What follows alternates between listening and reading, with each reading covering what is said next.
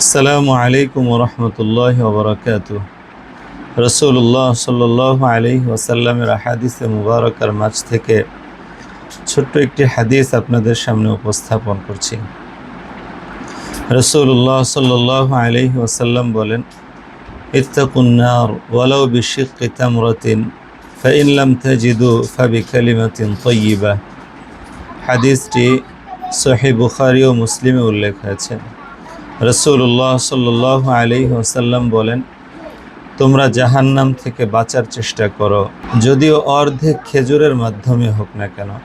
যদি তোমার কাছে এই অর্ধেক খেজুর না থাকে, তুমি ভালো কথার মাধ্যমে জাহান্নাম থেকে বাঁচার চেষ্টা করো।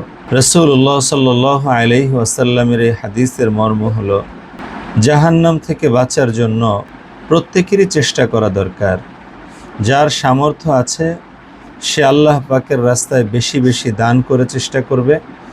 যার সামর্থ্য নেই, যতটুকু সামর্থ্য আছে ততটুকু আল্লাহর রাস্তায় খরচ করে জাহান্নাম থেকে বাঁচার চেষ্টা করবে।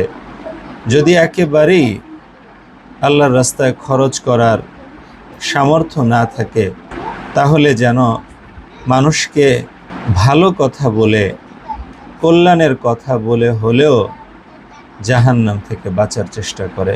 সুবহানাল্লাহ।